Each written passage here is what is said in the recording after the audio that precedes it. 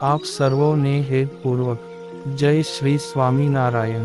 આજની સત્સંગ કથા વાર્તા નિજ મંદિર સાવરકુંડલા પવિત્ર ચૈત્ર માસ વિશેષ।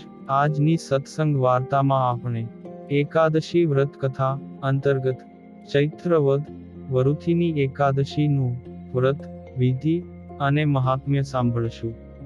યુધિષ્ઠિર રાજા પૂછે છે કે હે વસુદેવના પુત્ર શ્રી કૃષ્ણ, તમને નમસ્કાર કરીને પૂછું છું કે ચૈત્ર મહિનામાં કૃષ્ણ પક્ષને વિશે કયા નામની એકાદશી થાય છે, તેનો મહિમા મને કહો।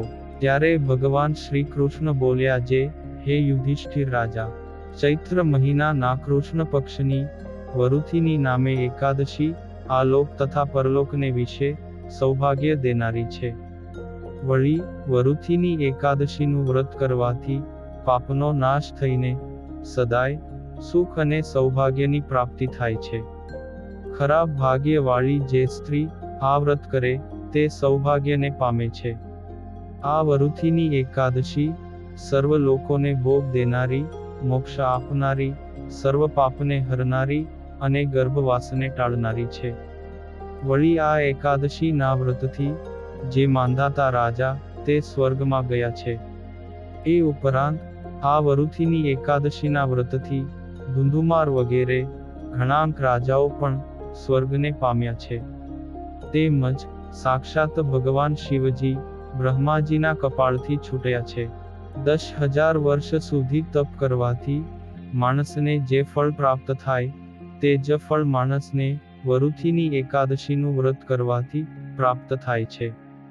કુરુક્ષેત્રને વિશે સૂર્યગ્રહણને ટાણે જે માણસ એક ભાર સોનું આપવાથી જે ફળ પામે તે જ ફળ વરુથીની એકાદશીના વ્રતથી પામે છે। શ્રદ્ધાવાળો જે મનુષ્ય વરુથીની એકાદશીનું વ્રત કરે તે મનુષ્ય આલોક પરલોકમાં પોતાની ધારેલી કે ઈચ્છેલી વસ્તુઓને પામે છે। માટે હે નરપતિઓમાં શ્રેષ્ઠ એવા યુધિષ્ઠિર રાજા, પવિત્ર એવી આ વરુથીની એકાદશી પવિત્ર કરનારી, મોટા પાપોનો નાશ કરનારી અને આ એકાદશીનું વ્રત કરનારાને ભોગ તથા મોક્ષ દેનારી છે। હે રાજાઓમાં શ્રેષ્ઠ યુધિષ્ઠિર રાજા, ઘોડાથી હાથીના દાનનું પુણ્ય વધારે છે। હાથીના દાનના પુણ્યથી પૃથ્વીના દાનનું પુણ્ય વધારે છે। પૃથ્વીના દાનના પુણ્યથી તલના દાનનું પુણ્ય વધારે છે। તલના દાનના પુણ્યથી સોનાના દાનનું પુણ્ય વધારે છે। અને સોનાના દાનના પુણ્યથી અન્નના દાનનું પુણ્ય અધિક છે। અન્નના દાનના પુણ્યથી ઉત્તમ દાન કોઈ થયું પણ નથી અને થશે પણ નહીં। હે રાજાઓમાં ઉત્તમ યુધિષ્ઠિર રાજા, અન્નદાનથી પિતૃઓ, દેવતાઓ અને મનુષ્યો પણ તૃપ્ત થાય છે। અને કવિઓએ પણ અન્નદાનના સરખું કન્યાદાન કહેલું છે। વળી ભગવાન શ્રી વિષ્ણુએ કન્યાદાનના સરખું ગૌદાન એટલે કે ગાયનું દાન કહેલું છે। તથા ઉપર કહેલા સર્વે દાનો કરતાં પણ વિદ્યાનું દાન અધિક છે। અને વિદ્યા દાન દીધાના જેટલું જ ફળ આ વરુથીની એકાદશી વ્રત કરવાથી થાય છે। પાપ કરવામાં મોહવાળા અર્થાત પાપ કરવામાં પ્રીતિવાળા જે માણસ જ્યાં સુધી સર્વ પ્રાણીઓનો પ્રલય થાય ત્યાં સુધી નરકની અંદર પડ્યા રહે છે। માટે સઘળા યત્ને કરીને પણ કન્યાનું ધન લેવું નહીં। હે રાજાઓના અધિપતિ યુધિષ્ઠિર રાજા, જે મનુષ્ય લોભથી કન્યાને વેચીને તેનું ધન લે તે મનુષ્ય બીજા જન્મની અંદર જરૂર બિલાડો એટલે કે મીંદડો થાય છે। જે મનુષ્ય પોતાની શક્તિ પ્રમાણે અલંકાર પહેરાવેલી કન્યાને પૈસાની સાથે દાનમાં આપે તેના પુણ્યોની સંખ્યા કહેવાને ચિત્રગુપ્ત પણ પૂરેપૂરા જાણતા નથી। વળી પોતાની શક્તિ પ્રમાણે અલંકાર પહેરાવેલી કન્યાને પૈસાની સાથે દાનમાં આપનારો જે ફળ પ્રાપ્ત કરે તે ફળ માટે વરુથીની એકાદશીનું વ્રત કરનારા વૈષ્ણવોએ દશમને દિવસે 1 કાંસુ, 2 માંસ, 3 મસૂરનું અન્ન એટલે કે દાળ, 4 ચણા, 5 કોદરા ધાન્ય, 6 શાક, 7 મધુ એટલે કે મધ. 8. પારકાનું અન્ન ખાવું. 9. ફરીને બીજી વાર ભોજન કરવું. તથા 10. મૈથુન કહેતા સ્ત્રી સંગ કરવો. આ 10 વસ્તુઓનો ત્યાગ કરવો. તથા એકાદશી ને દિવસે 1. જુગટું રમવું. 2. નિદ્રા કરવી. 3. તાંબુલ ખાવું. 4. દાતણ કરવું. 5. પારકી નિંદા કરવી. 6. ચાડી ખાવી. 7. પાપીઓની સાથે ભાષણ કરવું.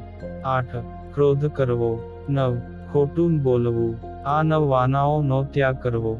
હે યુધિષ્ઠિર રાજા, 12ને દિવસે 1. કાંસુ. 2. માંસ. 3. મદ્ય.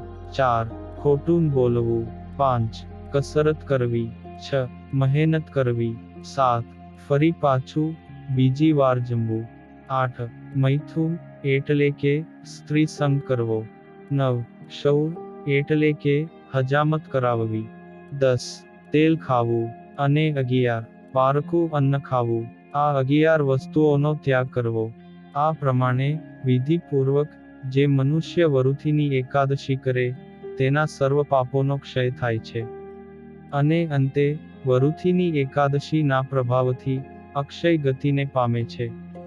આ વરુથીની એકાદશી ને દિવસે રાતના જાગરણે કરીને જેઓએ શ્રી વિષ્ણુને પૂજેલા છે તેઓ સર્વ પાપોમાંથી મુક્ત થઈને અંતે ઉત્તમ ગતિને પામે છે.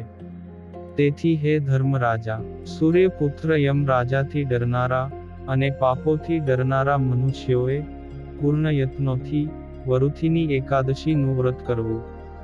હે રાજા યુધિષ્ઠિર, આ વરુથીની એકાદશીનો પાઠ કરવાથી અને સાંભળવાથી હજારો ગાયો દીધાનું ફળ પ્રાપ્ત થાય છે.